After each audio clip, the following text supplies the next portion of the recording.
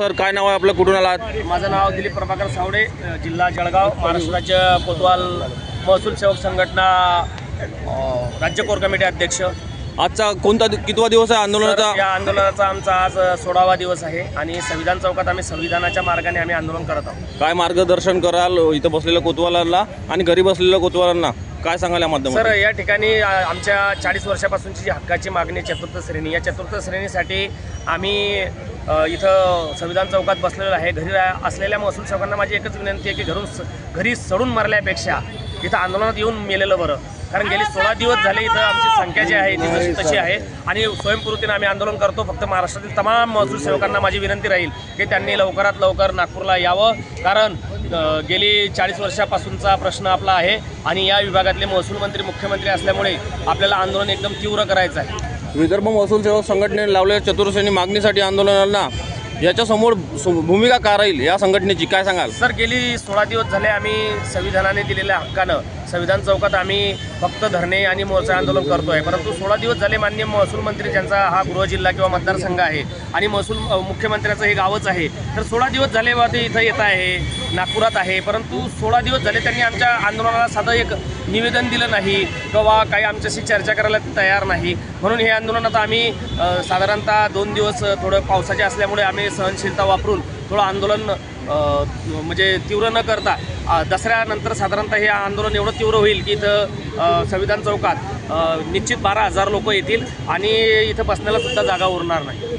तसेच महाराष्ट्र राज्य महसूल सेवक संघटनेच्या वतीनं मी मुख्यमंत्री आणि महसूल मंत्र्यांना आवाहन करतो की त्यांनी लवकरात लवकर या आंदोलनावर आपलं भाष्य करावं किंवा आम्हाला चतुर्थ श्रेणीचा दर्जा डायरेक्ट देऊन त्यांनी आमचं 40 वर्षाची मागणी, जी आमच्या हक्काची मागणी आहे ती पूर्ण करावी, नाही तर इथं आम्ही 3 तारखेपासून किंवा 4 तारखेपासून निश्चित आमरण उपोषण करणार आणि हा गांधीजीचा जिल्हा आहे किंवा गांधीजीचा सेवाग्राम, इथून वर्धा हे त्यांची नगरी होती की त्यांचं वास्तव्य होते, त्या मार्गाने आम्ही संत मार्गाने त्यांनी दिलेल्या म्हणजे त्यांनी दिलेल्या संविधानाच्या मार्गाने आम्ही इथं निश्चित आमरण उपोषण अन्नत्याग सत्याग्रह करणार। थोडक्यात तुम्ही काय सांगाल का महसूल सेवकाचं आणि कोतवालाचं काय काम असते, कोणत्या पद्धतीने पटवून सांगा? सर, चांद्यापासून बांध्यापर्यंत जी रिपोर्टिंग जाते किंवा महसूल सेवकाची जी रिपोर्टिंग आहे त्याच महसूल सेवकाच्या रिपोर्टिंगवर सर्व अवलंबून आहे महसूल विभाग आणि आमच्या विविध आम्ही नोटिसा बजावणे, दवंडी देणे किंवा राज्याच्या इतर ज्या शासकीय योजना आहे या शासकीय योजनांची गावांमध्ये अंमलबजावणी करण्याचं महत्त्वाचं काम आम्ही करतो।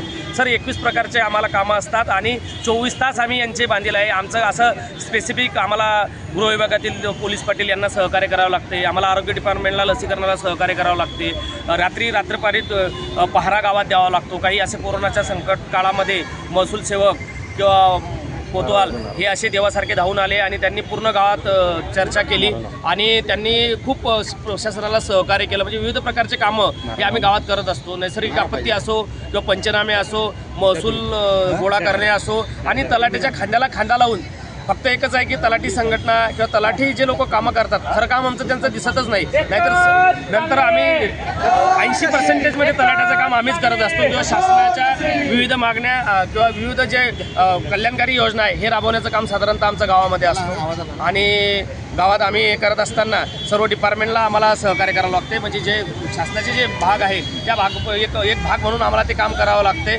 गाव चावडी असो किंवा दिवाबत्ती असो हे सर्व कामं सर आम्ही करत असतो। त्यामुळे लवकरात लवकर महसूल मंत्री आणि मुख्यमंत्री यांनी आमच्या आंदोलनाची दखल घेऊन आम्हाला चतुर्थ श्रेणीचा दर्जा देऊन सन्मानाने जगण्याची संधी प्राप्त करावी किंवा द्यावी असं मी तुमच्या वतीनं त्यांना जाहीर आवाहन करत आहे। धन्यवाद। धन्यवाद डॉक्टर साहेब, तुम्ही खूप छान माहिती दिली, धन्यवाद।